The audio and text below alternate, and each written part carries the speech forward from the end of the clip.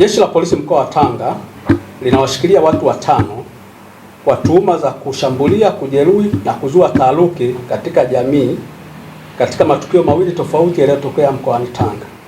Katika tukio la kwanza lililotokea tarehe 5 mwezi wa 4 2025 majira ya saa 2 usiku katika baa ya Kivuga Point iliyoko kijiji cha Mazingala, kata ya Mkata, tarafa ya Mazingala, wilaya ya Handeni, mkoa wa Tanga.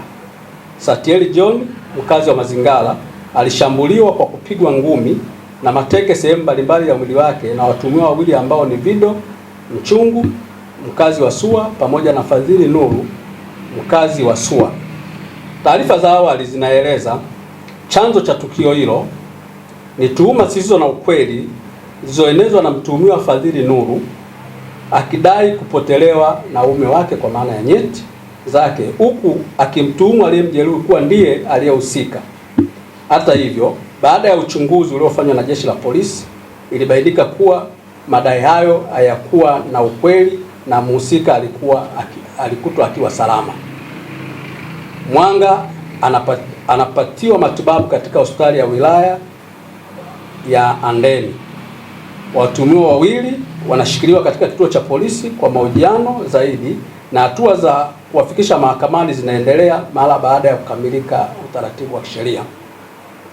Aidha, katika tukio la pili lililotokea mnamo tarehe 6 mwezi wa 4 2026 majira ya saa 12:30 jioni huko katika eneo la Mabanda ya Papa, tarafa ya Mabawa, kata ya Ngamiani, katika jiji la Tanga, watu watatu walikamatwa wakiwa kwenye usafiri wa umma ICE baada ya kuzua taharuki kwa kumtuhumu abiria mwenzao kuwa ameondolea sehemu zao za siri kwa maana ya nyeti.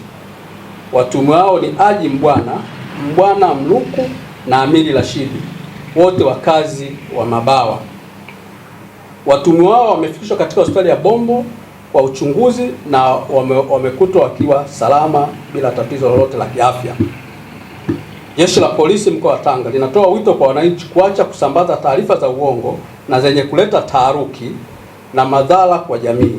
Aidha, wanasisitizwa kujiepusha na vitendo vya kujichukulia sheria mkononi ambavyo vinaweza kusababisha madhara makubwa kwa watu wasio na hatia. Asante.